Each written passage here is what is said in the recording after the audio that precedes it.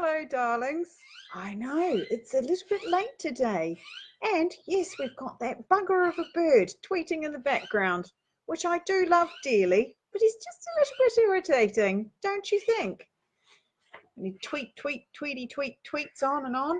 Anywho, today we've got the 11th hour, and it's feeling a little bit like about the 24th hour for most of us at the moment. So this is by Graham Bass. Amazing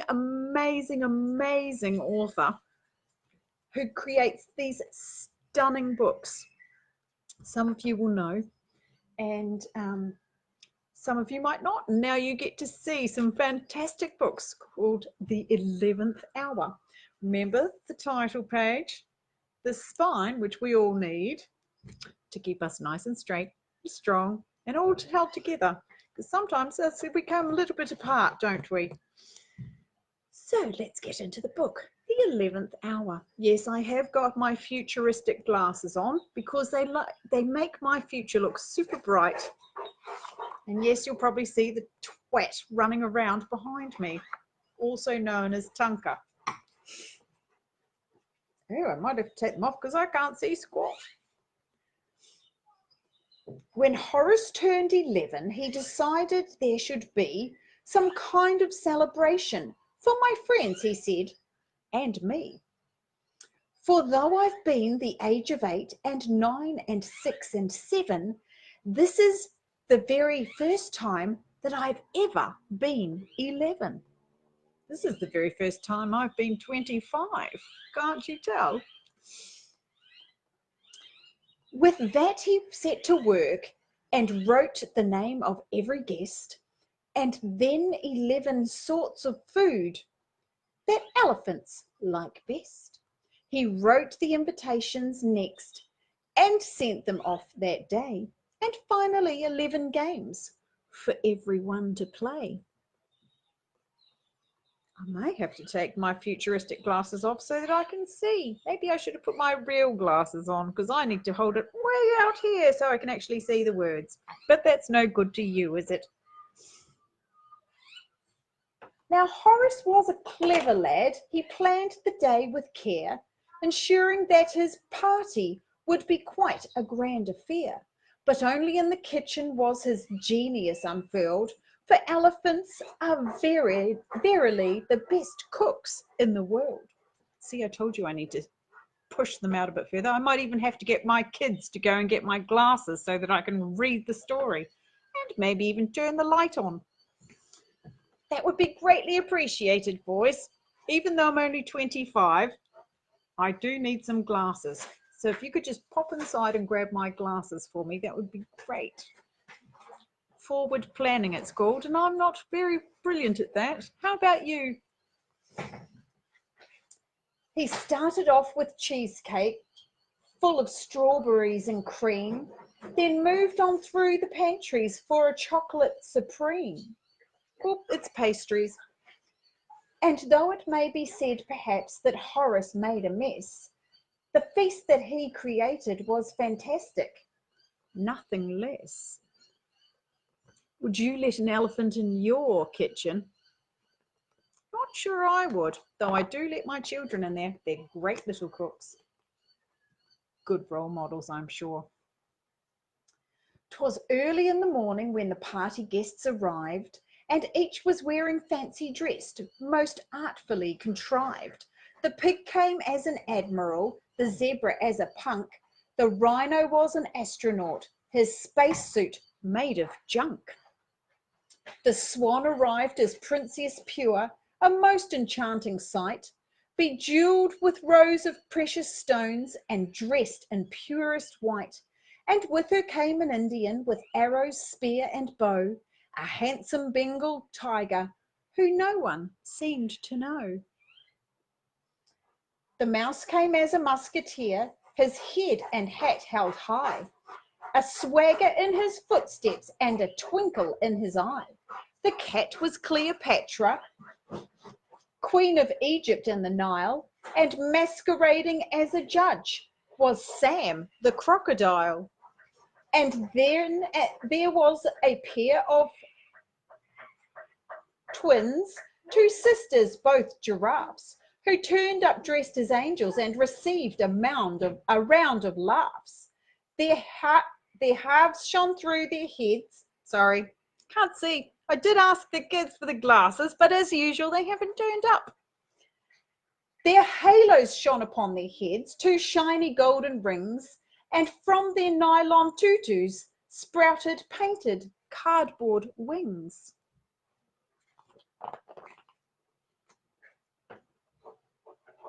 The guests were met by Horace as they stepped into the hall. He'd dressed as a centurion of Rome before the fall, and once inside they looked around and noticed with a smile the way the hall had been designed in high Renaissance style. No sooner had they entered than a rumour filled the air and stopped the conversation as the news spread everywhere. Their host had made a banquet. It was huge, immense in size, and one by one the guests were drawn within to feast their eyes. How fantastic does that look? That looks like my parties just on a Saturday, you know, barbecue. Who am I, Peter? Same hairstyle, is it? Can you see like I can't? For there upon the table was the feast that Horace made, a wondrous spread of cakes and buns and jugs of lemonade, and in its midst a centrepiece of grand design was placed that left no doubt young Horace had superb artistic taste. But if the guests had hoped to eat the banquet there and then, they soon found out their host had plans for what they'd eat and when.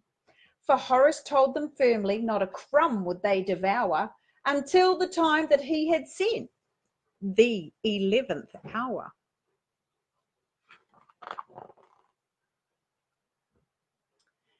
The games began at 8:05. A sack race marked the start, with sacks of every size and shape, so everyone took part.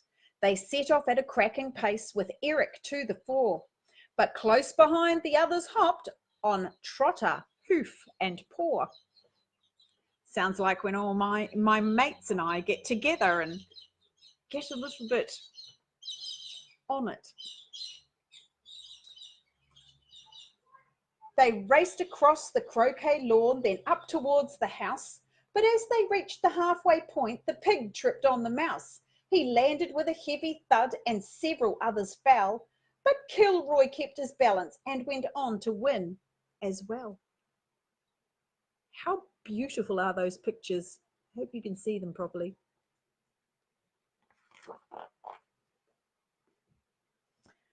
The ballroom was the venue for the second party game. Do that, can you see a little bit better? But though the rules were simple, no one seemed to know the aim.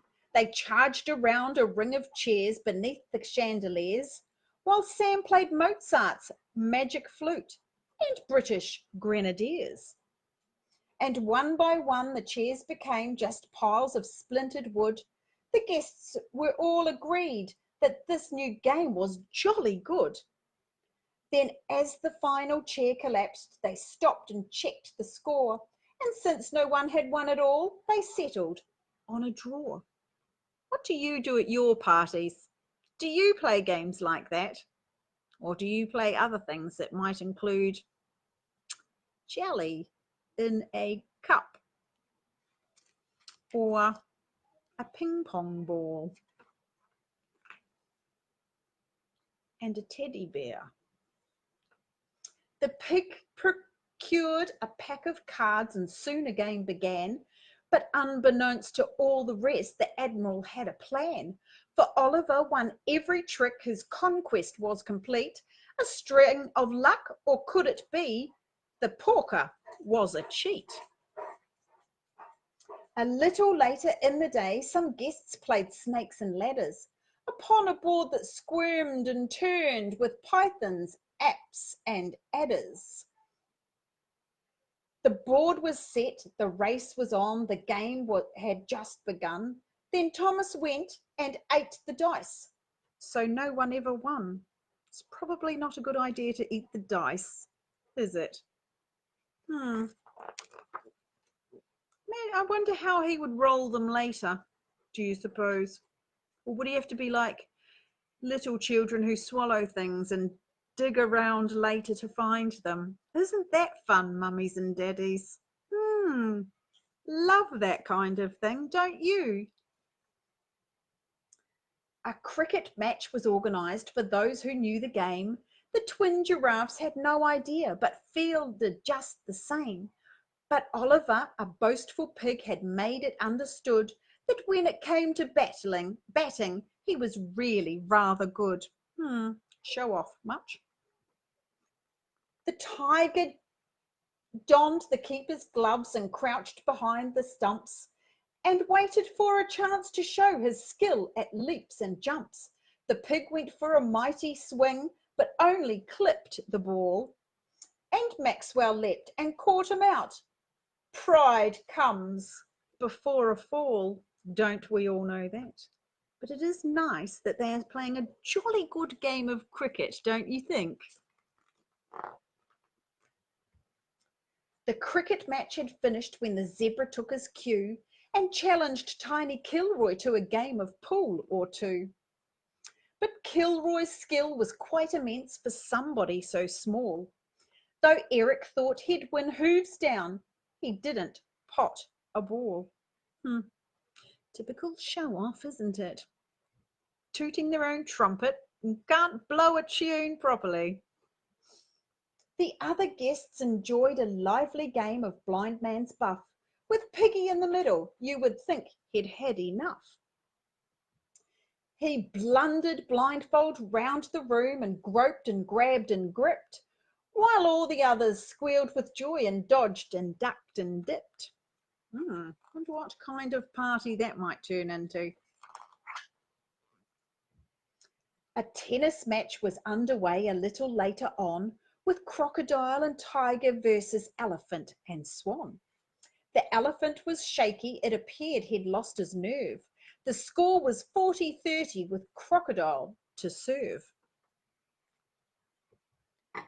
Sam tossed the ball into the air, then struck it with such force that Horace didn't see it start upon its fateful course. And sure enough, it hit poor Horace square upon the head. Game, set, and match, the tiger cried. That's life, poor Horace said. And that would be why I don't play ball games, because it always ends up smacking me in the head. Nobody likes balls on their head, do they? Just saying. And meanwhile, midst Egyptian columns, row on silent row, a seeker searched while others hid, a game that all will know. But though her eyes were large and bright, the cat's success was small. For while she searched with utmost care, she found no one at all. And far above, upon a hill beyond the tennis court, the rhino and the zebra sat in silence, deep in thought. They studied every rook and pawn, each king and queen and knight. Then both agreed it looked too hard and quit without a fight. Sounds like my kind of chess too. Probably starting to wonder what kinds of games I do like to play. Well, I can tell you this, it's not chess and it's not ball games when I get hit in the head.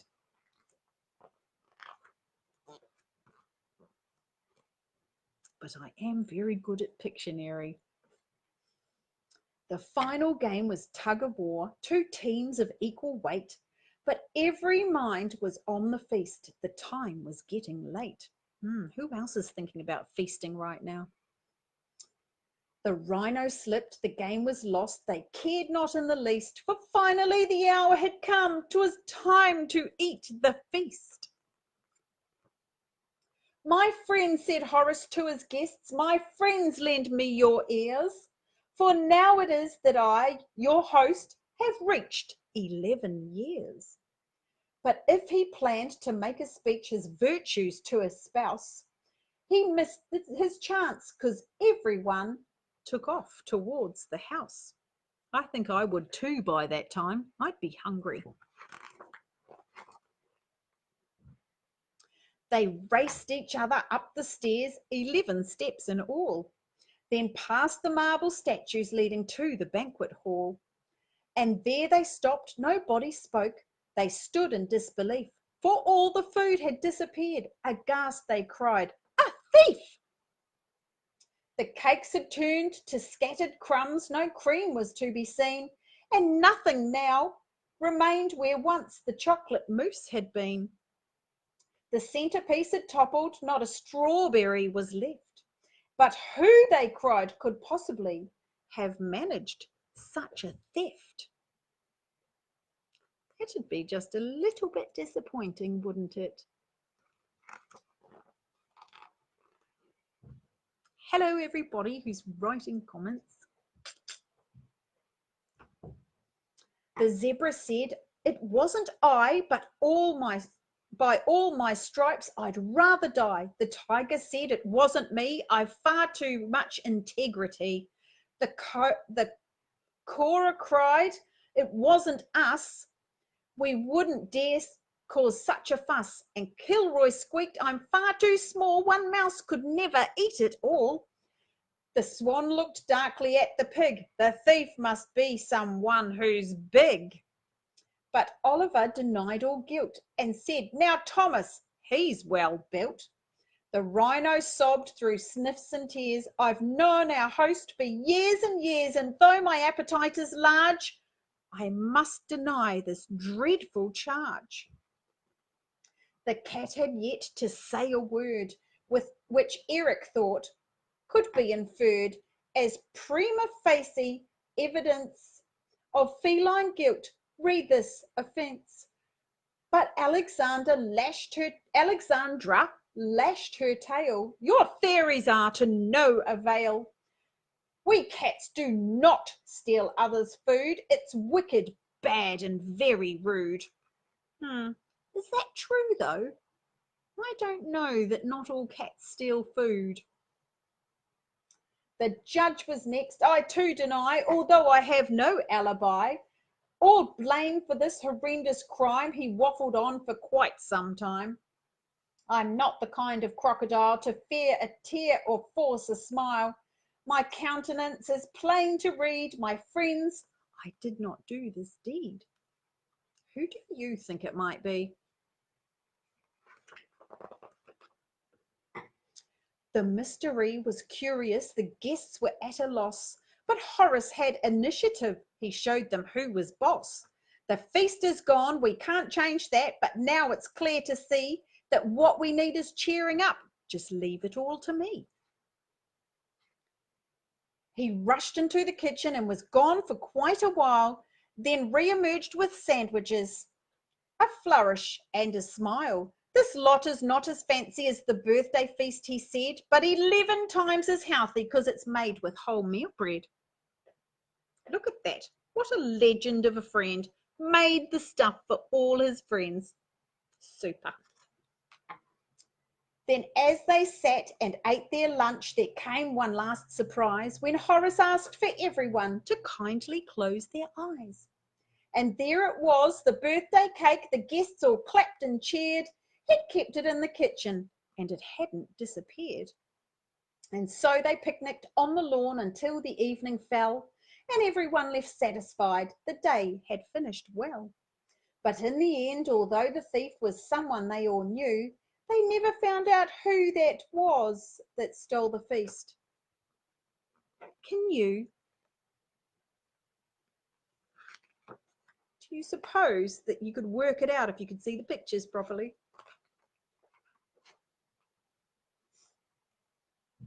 If you can get hold of that, maybe at the library, and have a look at it, it has got absolutely stunning pictures, or maybe you can find it in an online version. It is stunning. It's The 11th Hour by Graham Base, and he has some other fantastic books that you could get into as well. Beautiful pictures and beautiful words. You might even expand your vocabulary. and probably not go grey like me. So on that note, have a magnificent evening. You can see the beauty of the sunset behind me. Let's see if you can. Yes. Yay. Beautiful, beautiful sunset. I hope you enjoy your evening. Whoa! Who felt like they were on a merry-go-round just then? Whoa. Have a wonderful evening. Sorry it was so dark, because my children obviously don't have ears to hear and to follow through on requests. Next time I'll be a little bit more onto it and put the light on before I start reading and grab my glasses so I can see what I'm reading. Have a wonderful night. Remember to fill yourself up with all things that are beautiful and do great things for yourself so that you can give out to others. Remember to be compassionate, be kind, and be caring towards you as well. Have a beautiful night, everybody. And don't forget, you're awesome, you're beautiful, and you're an amazing being. Toodle pip.